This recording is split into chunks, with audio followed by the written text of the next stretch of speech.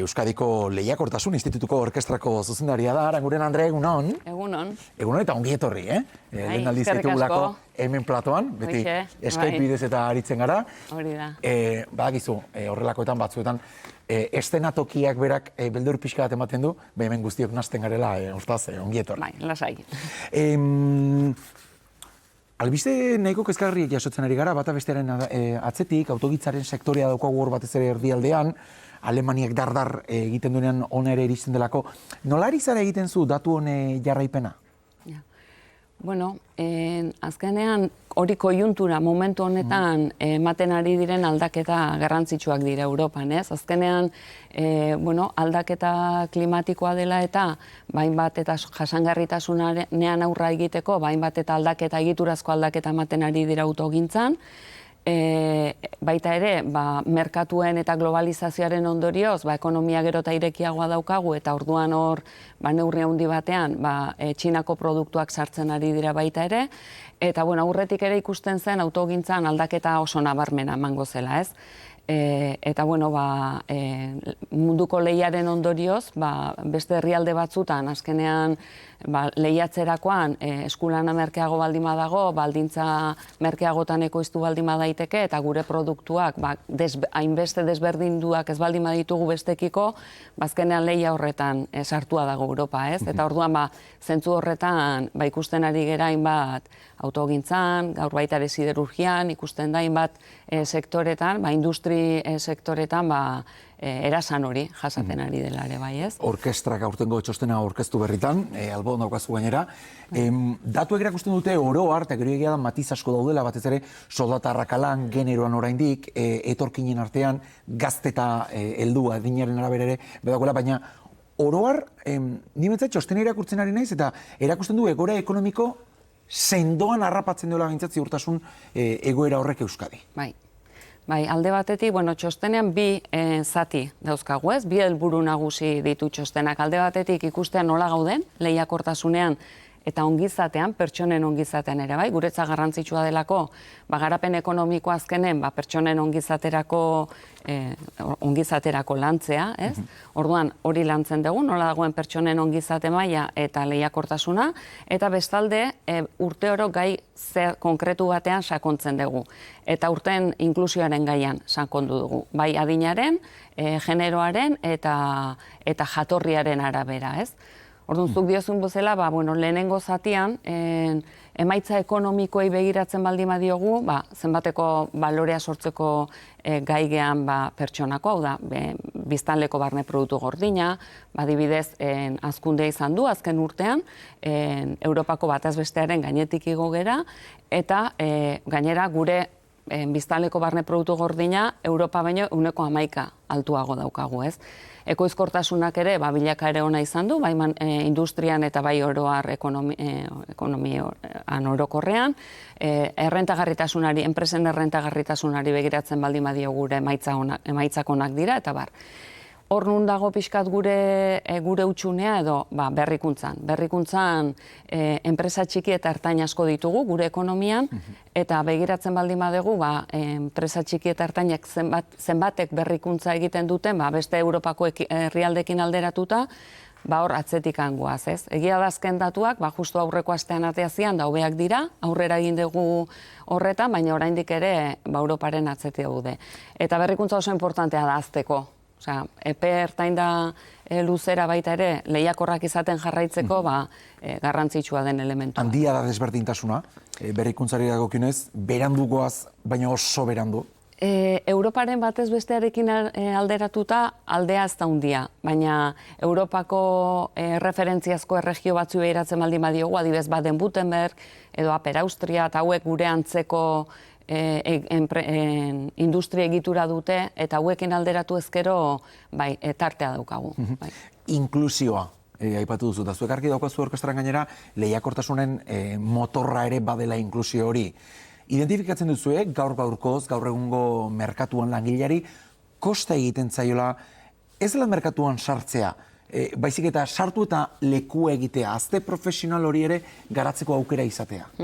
Bai, hor ikusi dugu, alde batetik, esaten dugu jendea falta zaigu, ez? Eta ikusten ari gera hainbat sektoretan, hainbat jarduera ekonomikotan, enpresak esaten ari dira, ez?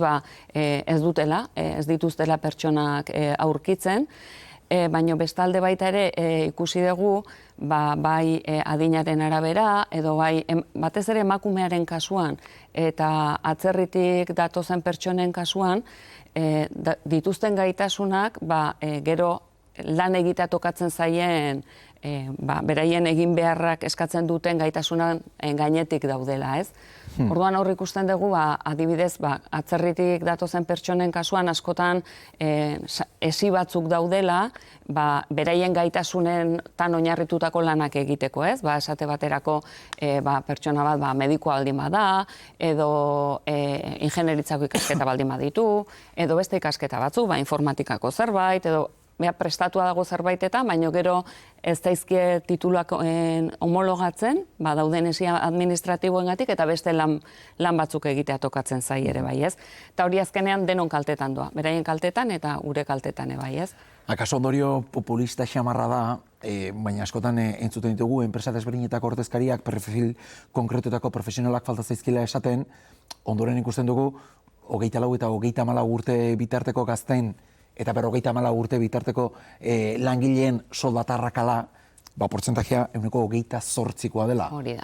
Behar bezala ordainduta daude perfil horiek, zailtasun bera izango lukete gehiago ordainduko balitz postu horietarako? Hor, arrakala horretan elementu desberdinak daude, ez? Alde batetik izan daiteke, zuk urteetan zehar esperientzia akumulatuz lortu dezun garapenaren ondorio, diferentzi horren parte bat, eta beste parte bat izan daiteke gazte izateagatik, zu hasieran soldata bajuagoak dituzulako. Ezin izan dugu alderapena egin ez daudelako eskuragarri datuak beste herrialdetako soldaten mailekin adin berdinetan, ez? Hori izango litzateke gako aztertzeko ere baina ikusten dugu oso garbi lanpostu desberdinetan gaur egun gazteak sartzen direnean, soldataz aparte beste hainbat ezaugarri baloratzen dituztela, ez? Malgutasuna, kontziliatzeko aukera eukitzea, baita ere, zure denbora libreko bizitza eta lan bizitza, bateragarri izateko moduko lanak izatea, telelana egiteko aukera izatea, eta orduan bai dago, ikusten dugu, dagoela egokitzapen lan baten beharra ere bai, giza baliabidetako politiketan enpresetan, ez? Askotan, orain hartain bat elementu ez direlako kontutan izan, ez? Eta hoiez gain, esan dezun bezala, pertsonak garatzeko eta ikasteko aukera izatea ere, gero eta gehiago baloratzen da, ez? Eta baita ere zure lanak zentzu bat izatea, ez? Zuretzako egiten dezun lanak, proposito bat, zentzu bat, sentitzea ekarpen bat egiten ari zerala, horrek beak baita ere gogo betetasun bat ematen dizulako bizitzan, ez? Oro har detektatu duzue, enpresa erdi txiki asko aipatu dituzu, gaitasuna badaukatela langileak formatzeko baita ere, euren ibilbide profesionalean bideratzen dutela diru zati bat profesionalizazio horretan euren beharretara egokitzeko batean, ez da, perfil konkretuak berbalma dituzte, ez dezatela itxaron kanpotik formatuta etortzea, hartu eta formakuntza hori enpresa barruan emateko. Hor igual bi gauza, ez, ikusi ditugu alde batetikan lanbide heziketako zentruak hemen oso ondo prestatuak daude, eta enpresa txikiekin eta harreman oso estua daukate, eta horrek asko laguntzen du baita ere, enpresen beharretara egokitutako programak eta martxan jartzea, baita ere lanbide heziketan, eta bestalde ere bai prestakuntza jarraia deitzen zaiona, hau da ez unibertsitate edo lanbide heziketako prestakuntza, baizik eta zuk lanean zauden bitartean egiten dezun prestakuntza jarraiko datuetan, Euskadi oso ondo posizionatu azaltzen da beste herrialdeekin alderatuta, ez? Orduan badago apustu bat, bai, azkenean enpresak behar dulako lare bai, ez? Pertsonak lanean bertan formatzen joateko ere bai, ez? Eta horretarako adibidez prestakuntza dualak asko laguntzen du baita ere. Pertsonak batzutan daude denbora batean lanbide heziketako zentruan ikasten edo unibertsitatean ikasten, eta beste ordu batzutan lanean bertan, ez? Ikasi duten hori praktikan jartzen, ikusten nun dauden zailtasunak, horre bai ikusten zer jakin behar duten gero prestakuntza zentrutik, eta bi konexio horiek egiten, ez? Mira, eredu dual hori goraipatzen, eta gero eta kasu gehiagotan emango dela gainera goraipatzen entzuten genuen Begoña Pedrosa hezkuntza sailburu azken orduotan. Pedrosak berak aitortu izan dut, ezakitze iritzi daukazuntzuk, oraindik mota horretako lanbide heziketak, gizartean badaukatela gutxiespen maila bat, ez daudela behar bezala baloratuta, ondoren kontrara lan merkatura gehitzeko daukaten gaitasunarekin. Bai, kuriosoa da, ez? Nik guatzen ez, nik BUP eta KOUTA ikasten unean ez, orduan lanbide heziketa ere bai gutxi etxita zegoen, ez? Ematen zuen ikasle honak unibertsitatera zihoaztela eta bestelakoak lanbide heziketara. Nik uste hori neurria handi batean ikuspegi hori joan dela aldatzen, eta hori beak, erakutsi dugu, azkenean lanbide heziketan ikasi duten pertsonak gero ze lan aukera dituzten, ze soldatak dauzkaten, eta barda horre bera juntzaigu erakusten, baina oraindik ere badago puntu bat horren. Nik uste eta aurrera egin dugula, ez lehen beste, baina nik uste oraindik ere bai dagoela pixka bat hori. Lehen aipatu didazu soldataz gain beste kontu gehiago ere eskatzen zaizkiola enpresari. Generoari dagokionez, soldatan oraindik arrakala identifikatzen da, baina baita etxeko kontuetan pasatzen ditugun konpromisoi buruz.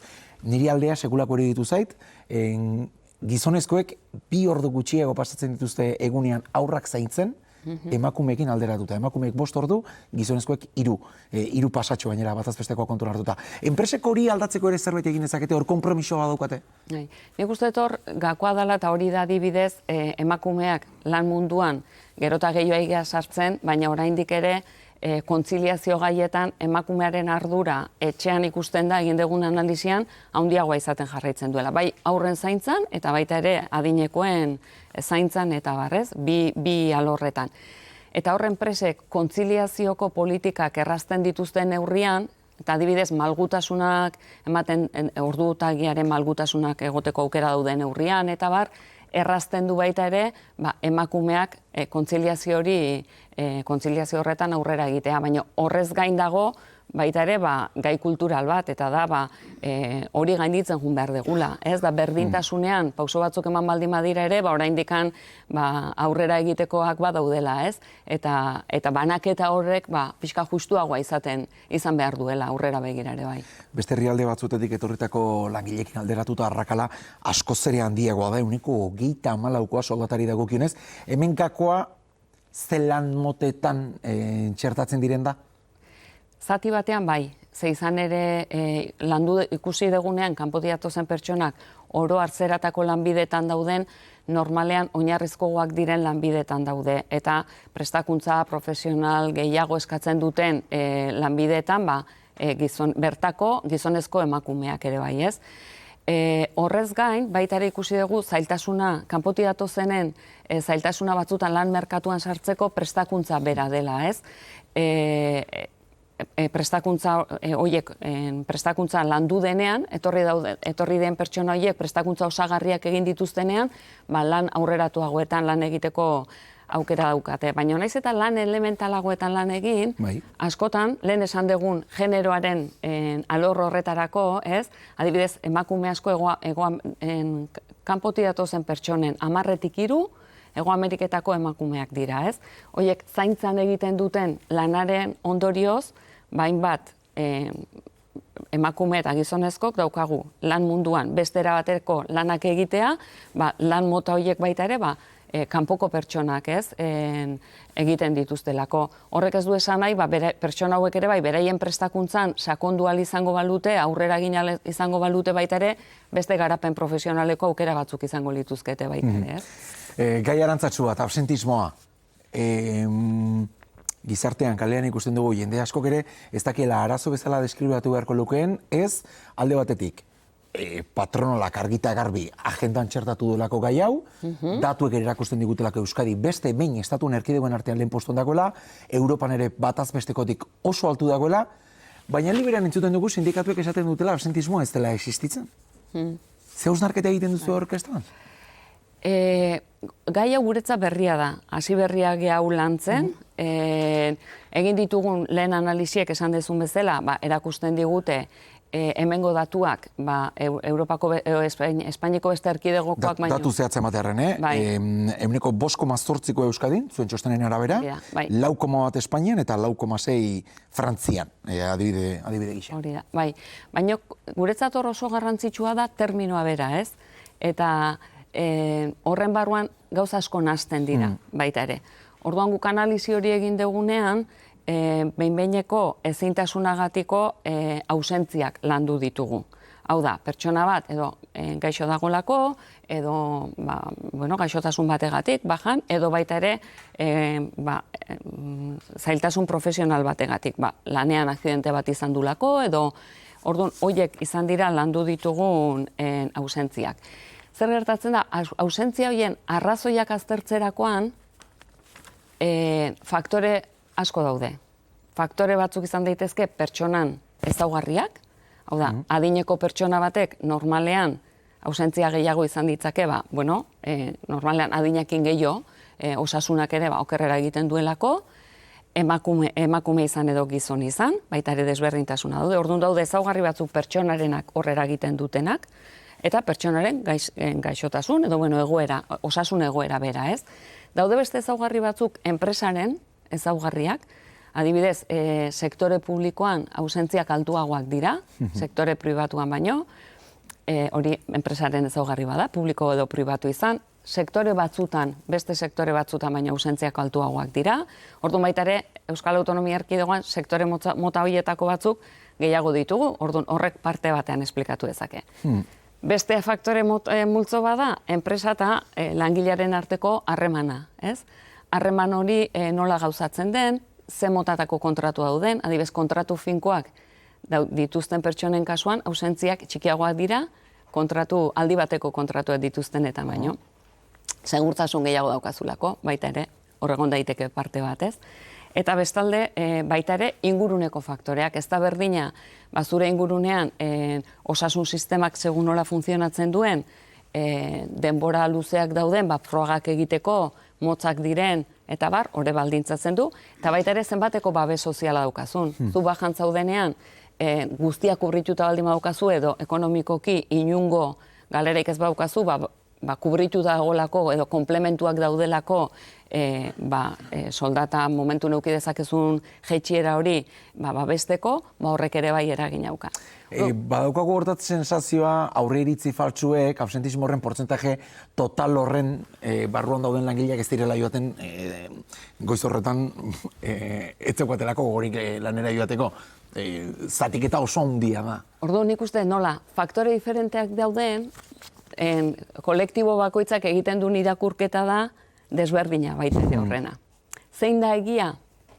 Oraindik ez naiz ausartzen esatera. Hasi berriak gara. Eta hortantxa egea aztertzen, ez? Baina nik uste azkenan aurre iritziak denok izate ditugula, orduan talde desberdinetan aurre iritzi desberdina daude, orduan nik uste bai dagoela adostasuna ausentzia horiek jeiste oso importantea dela, zergaitik pertsonarentzako, langilearentzako hobedelako, enpresarentzako hobedelako, sistemarentzako hobedelako, orduan dena gaude ados.